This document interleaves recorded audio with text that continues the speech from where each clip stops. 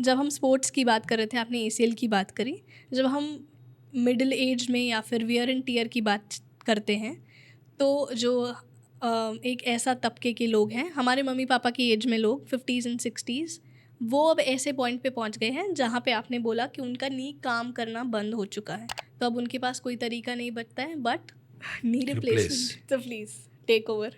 Knee replacement is a misnomer. इसका मतलब knee replacement एक गलत नाम पड़ गया है। एक्चुअली नी रिप्लेसमेंट नाम की कोई इलाज ही नहीं है, कोई ऑपरेशन ही नहीं है। ओके। कोई भी ऐसा ऑपरेशन नहीं है जिसमें आप घुटना बदलते हो। अगर हिंदी में बोलूँ तो नाम गलत पड़ गया है। क्या करते हो आप नी जॉइंट को खोलते हो, खोल के उसके ऊपर की जो कैप्स हैं जो डैमेज हो गई हैं, ख़राब हो गई हैं, सिर्फ कैप चेंज करते हो। Actually knee replacement is not a knee replacement operation, it is only replacement of knee caps. घुटने की जो परत है ऊपर वो चेंज करते हो। जैसे मैं आमतौर पर एग्जांपल देता हूँ, आपकी कोई टेबल पुरानी हो गई है, आपने उस पर नई सनमाइका चढ़ा दी, नहीं लगेगी ना वो? क्या उसे हम कहेंगे टेबल चेंज हो गई? नहीं। सिर्फ सनमाइका चेंज हुई और नई लग रही है बिल्कुल। तो सिमिलरली नी रिप्लेसमेंट में पूरा घुटना नहीं बदला जाता, कोई हड्डी निकाली नहीं जाती, सिर्फ उसके ऊपर की जो परत है जो घिस गई है, एग्जैक्टली जैसे हम जब नई किसी टेबल पे सनमाइका चढ़ाते हैं, पहले पुरानी सनमाइका को उतारते हैं रंदा मार के, है ना? जी। ऐसे जो पुरानी टूटी फूटी कार्टिलेज है और नी की लेयर है, कैप है, उसे निकालते हैं और नई स्टील की कैप लगाते हैं। It is a recapping, it is not knee replacement. सबसे बड़ा तो ये डर है लोगों के दिमाग में कि घुटना बदल देंगे। मैं पेशेंट से आमतौर पर पूछता हूँ, आपको क्या लगता है हम क्या करने वाले हैं? बोलते हैं शायद आप हमारा घुटना निकालोगे और डाल दोगे और कोई ऐसा हिंज जैसा अंदर डालोगे, कोई जॉइंट जैसा डालोगे अंदर। अच्छा। ऐसा नहीं है, कुछ भी नहीं निकालते, सिर्फ उसको शेव करके एक तरह से सफाई करके नई कैप लगाई जाती है, उसको नी रिप्लेस बोलते हैं। अब डर इसलिए क्योंकि इसका नाम है नी रिप्लेसमेंट, और पता नहीं किसने उसका नाम डाल दिया टोटल नी रिप्लेसमेंट। वो ऐसे साउंड करता है जैसे टोटल लॉस कार है ना, मेरी गाड़ी टोटल लॉस में चली गई, कुछ नहीं हो सकता। ऐसा नहीं है। Total knee replacement just means you are replacing, आप जो उसकी जितनी भी परत है पूरी की पूरी परत चेंज कर रहे हो, आधी नहीं कर रहे चेंज। ठीक है। जैसे टोटल नी रिप्लेसमेंट का भाई है पार्शियल नी रिप्लेसमेंट, जिसमें आपकी कैप सिर्फ 50% डैमेज है, आप सिर्फ 50% कैप को डैमेज चेंज करते हो, उसको पार्शियल रिप्लेसमेंट बोलते हैं। अलाउ मी यहाँ पे आपको इंटरजेक्ट करने के लिए। अगर हम इसे समझें तो आप नी कैप मतलब पटेला की बात कर रहे हो, जो ऐसे ऐसे मूव करती है ओवर द बोन्स, जो हमारी 2 बोन्स हैं उनके ऊपर ऐसे मूव करती है, जब हम फोल्ड करते तो ऐसे हो जाती है, ऐसे हो जाती है। आप इसको हटाकर, ओरिजिनल को हटाकर एक स्टील की लगा रहे हो, बट वो किसी जॉइंट के साथ तो अटैच होगी। जैसे ये हड्डी है, जी। हड्डी के ऊपर एक कैप है जी। इस कैप को निकाला, मुझे आर्टिफिशियल कैप लगानी है जी। स्टील की, जी। हवा में लगाऊंगा तो हिलती रहेगी वो। बिल्कुल। तो एक चीज होती है जिसे कहते हैं बोन सीमेंट। जैसे हमारे घर में सीमेंट होती है, वो सीमेंट लिक्विड फॉर्म में होती है, फेविकॉल समझ लो, अच्छा सा फेविकॉल, ठीक है। उसको यहाँ लगा देते हैं उसके ऊपर और उसको 5 मिनट के लिए ऐसे बिठाते हैं, 5 मिनट तक हिलाते नहीं। वो सीमेंट की वजह से जो स्टील की कैप है वो बॉडी से फिक्स हो जाती है, अब उसे आप निकाल नहीं सकते। उसे ठोकोगे तो भी नहीं निकलेगी, हड्डी टूट जाएगी। तो वो जो ग्लू है, इसे ग्लू कह सकते हो आप, बोन सीमेंट, उससे उस आर्टिफिशियल कैप को ओरिजिनल हड्डी के ऊपर फिक्स करते हैं। जैसे टेबल पे आप सनमाइका लगाते हो, चेंज करते हो, आप फेविकॉल लगाते हो, मूव करेगी, फिर मूव करेगी। जैसे फेविकॉल लगाते हो, आप सनमाइका चेंज कर रहे हो, ऐसे सनमाइका रख दोगे तो हिल जाएगी वो तो। लेकिन आप साफ करते हो पहले, फिर उस पर फेविकॉल लगाते हो, फिर उस पर सनमाइका लगाते हो, फिर उसे थोड़ी देर दबा के रखते हो ताकि वो वहाँ चिपक जाए, फिर सनमाइका नहीं हट सकती, आराम से। सेम है। आप बहुत अच्छे से एक्सप्लेन कर रहे हो। मैंने कभी किसी को इतने लेमैन्स टर्म में हमारे लेवल पे आकर एक्सप्लेन करते हुए नहीं देखा है। हमारा रोज का काम ये है। तो हमारे पास पेशेंट आता है बहुत ही एजुकेटेड, IIT का प्रोफेसर, और एक गांव से आता है। अब गांव वाले को गांव की लैंग्वेज में बताना पड़ता है, जब तक उसे समझ नहीं आएगी उसकी बीमारी क्या है, हम क्या करने जा रहे हैं, हिंदी में, इंग्लिश में, जैसे मर्जी, because we are dealing with human being. Yes. They have mind and I am amazed, even the poorest of the poor, most uneducated, वो सब अपनी बीमारी के बारे में जानना चाहते हैं। आप ये मत समझो कि पढ़ा लिखा नहीं है तो उसका दिमाग नहीं है, सब दिमाग है। पूरी बात ऐसे पूछ लेंगे आपसे कि वो पूरी बात समझ के ही ऑपरेशन के लिए तैयार होंगे। आई एम ये तो श्योर नहीं होंगे, ये अवेयरनेस आ विच रही है इज़ वेरी लोगों गुड। ऐसा नहीं कि डॉक्टर आप जो कर दो, ऐसा नहीं है। आप सब समझना चाहते हैं, और इतने मीडिया हैं, सोशल मीडिया है, कहीं ना कहीं से पहले से उन्हें बहुत नॉलेज होती है। True, in agreement. Very interesting. अब आपने जब नी रिप्लेसमेंट की बात कर ही दी है तो एक और इनोवेशन आता है लोगों का, जो स्पेशली इस उम्र के लोग हैं जो पेशेंट हैं नी रिप्लेसमेंट के। उनको लगता है अच्छा नी रिप्लेसमेंट करा लिया, अब उसके बाद क्या? तो वो what after the surgery is the bigger fear. Surgery में क्या होगा, ये मैं इसलिए कह पा रही हूँ क्योंकि मैं खुद पेशेंट रही हूँ, और मुझे खुद नहीं पता था कि सर्जरी के बाद क्या होगा, क्योंकि मैंने तो आप पे छोड़ दिया था। मेरे पे आप पे लीप ऑफ फेथ था कि अंकल आप कर लो, और मेरा केस भी बहुत ही लॉस्ट और गॉन केस था। आपने मुझे 2 चीज़ें बोली थी, फ़ियर एंड पेन। इन 2 चीज़ों से आपको बहुत दूर रहना है। तो ये 2 चीज़ें बहुत पेशेंट को डिस्टर्ब करती हैं। DAR डर, जी। DARD दर्द। तो पेशेंट ऑपरेशन के नाम मतलब 2 चीज़ों से डरते हैं। एक तो डर लगता है कि मैं ठीक होऊंगा कि नहीं, स्पेशली ऑर्थोपेडिक में, कहीं मैं बिस्तर ना पकड़ लूँ। अभी तो मैं चल रहा हूँ, बिस्तर पकड़ लिया तो मेरी सेवा कौन करेगा। पेशेंट मरने से नहीं डरते। 70 साल, 80 साल, 50 साल हो गया, मरना तो कभी मर ही सकते हैं, कोई बात नहीं। लेकिन बिस्तर में रहना नहीं चाहते कि अगर ऐसा हो गया कि ऑपरेशन के बाद हमने बिस्तर पकड़ लिया और 5-7 साल बिस्तर में रहे, वो कैसे होगा, वो सोच के वो घबरा जाते हैं।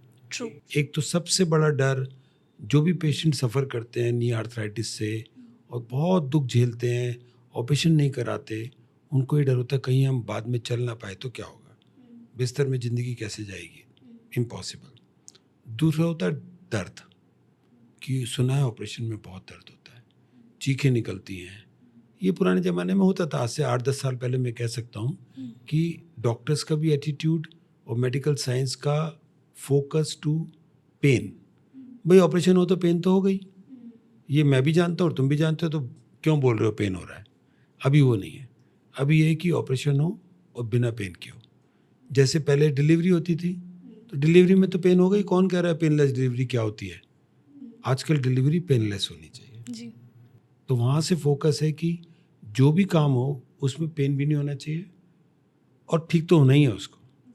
तो painless surgery is a very important, ये एक नया डेवलपमेंट है सर्जिकल ब्रांचेस में, जहाँ पेन लगभग ना के बराबर होना चाहिए, और सेम नी रिप्लेसमेंट में भी आ गया है। ऐसी टेक्निक्स आ गई हैं जहाँ पेशेंट को ऑपरेशन करते हैं, शाम को खड़ा कर देते हैं, वो शाम को चल सकता है। वो कहता है कहाँ ऑपरेशन हो गया, मैं तो चल रहा हूँ, मुझे तो दर्द हो ही नहीं रहा। तो ये सारा मेडिकल साइंस की टेक्नोलॉजी और जो इसमें प्रोग्रेस हुई है उसका नतीजा है। अब आती है बात कि आपका ऑपरेशन तो हो गया, उसके बाद क्या होगा। उसके बाद तो गाड़ी आपके हाथ में है। मैं पेशेंट को बोलता हूँ देखो भाई, आपने अपनी मारुति कार वर्कशॉप में ले गए थे, वर्कशॉप में ठीक होगी, उसने आपको चाबी दे दी, ये गाड़ी ठीक है जी जाओ आप। अब आप उसको खेत में चलाओ या उसे गाड़ी में चलाओ, उसका टायर का प्रेशर ठीक रखो, उसका पानी ठीक से देखो, आप उसकी सर्विसिंग प्रॉपर कराओ, तो वो गाड़ी 20-25 साल चलेगी। और ये कुछ भी ध्यान नहीं रखोगे तो वो 1 साल में फिर वर्कशॉप में आ जाएगी, ख़राब हो जाएगी। तो उसके बाद उसका ध्यान रखना, क्योंकि बॉडी है, बॉडी तो एक तरह से माइनस जाएगी एज के साथ साथ। अभी आपका नी रिप्लेस हो गया, आपकी मसल्स वीक हो जाएंगी, आपको डायबिटीज़ हो सकती है, आपको और बीमारियाँ आ सकती हैं। तो अगर उस पार्ट की केयर नहीं करेंगे बाद में, जो कि बहुत डिफ़िकल्ट नहीं है, कुछ ABCD केयर है, वो रोज़मर्रा में करो, आपकी बॉडी ठीक चलती रहती है। You meant physiotherapy? Physiotherapy care, जैसे आप नी रिप्लेसमेंट कर लिया, नीचे नहीं बैठना चाहिए, नीचे बैठ के ज़्यादा जोर पड़ता है, ऊंची चेयर पे बैठो, तो जब लंबी चलती है लाइफ, उसकी 15 साल 20 साल भी लाइफ हो सकती है। नहीं करोगे तो 5-7 साल में भी वो हिलने लगेगा, दोबारा करने का नंबर आ जाएगा। तो केयर चाहिए। जैसे नी रिप्लेसमेंट क्या, एक तरह की मशीन है, आपने मशीन फिट किया अंदर, तो जो भी मशीन को अगर आप प्रॉपर केयर करोगे उसकी लाइफ लंबी है, जब आपकी गाड़ी हो। केयर से आपका क्या मतलब है? अगर आप 5 चीज़ें ऐसी बताओ कि ये प्रिकॉशंस या फिर ये चीज़ें फॉलो करनी चाहिए एक नी रिप्लेसमेंट वाले पेशेंट को। पहली चीज़ वेट, बॉडी का वेट घुटनों पे जा रहा है। अब वही है, वही घुटने को 10 किलो वेट लेना है या 50 किलो वेट लेना है, वो तो 5 गुना काम कर रहा है। और जैसे हम उठते बैठते हैं, बॉडी के वेट से मल्टीपल टाइम बॉडी वेट जाता है उस पर। अगर मेरा वेट 100 किलो है और मैं कुर्सी से उठता हूँ 300 किलो पड़ता है घुटने पे वेट, मैं ज़मीन से उठता हूँ 700 किलो पड़ता है, 7 टाइम्स। तो वेट हर चीज़ को मल्टीप्लाई कर देता है जी। तो पहली बात तो वेट ठीक रहना चाहिए। दूसरी चीज़, क्योंकि एज के साथ साथ मसल्स नेचुरली वीक होती हैं, आपका आर्टिफिशियल जॉइंट है, तो कुछ फिजियोथेरेपी रेगुलर करते रहो ताकि वो मसल्स की टोन बनी रहे। ठीक। जो आमतौर पे कोई भी नॉर्मल आदमी अगर एक्सरसाइज नहीं करता तो उसका शरीर ढीला हो जाता है, तो खासतौर से घुटने आर्टिफिशियल भैया कर लो। तीसरी चीज़, मिसयूज़ मत करो उसे। मिसयूज़ का मतलब है जैसे आप नीचे बैठोगे आलती पालती करोगे, हमारे यहाँ पूजा नीचे बैठ के करना है, तो मैंने बोला जितना नीचे बैठोगे उस पर वेट ज़्यादा पड़ेगा और आर्टिफिशियल है, कभी भी गड़बड़ कर सकता है, नीचे मत बैठो। और चौथा, कुछ ना कुछ एक रेगुलर चेकअप। अगर किसी भी आप मशीन भी लेते हो घर में कोई भी, उसमें कुछ खटखट आवाज़ आ रही है, डॉक्टर को दिखाओ, इससे पहले कि वो बिल्कुल ही गड़बड़ हो जाए। ये 4 मेन प्रिकॉशन है जिससे आप अगर नी रिप्लेसमेंट कराया आपने 15-20 साल आराम से। पहला वेट, दूसरा फिजिकल एक्सरसाइज, फिजियोथेरेपी, तीसरा नीचे नहीं बैठना है and regular checkups. Audience take notes. अच्छा, let's come back to this point uncle. Cost is also one of the factors. एक, जब सर्जरी से डर लगता है तो उसके साथ वन ऑफ द फैक्टर्स जिससे आप हेजिटेट होते हो कहीं ना कहीं, एक आम आदमी हेजिटेट ज़रूर होता है कि मेरी ज़िंदगी भर की सेविंग्स यहाँ लग जाएंगी, कराऊँ या ना कराऊँ।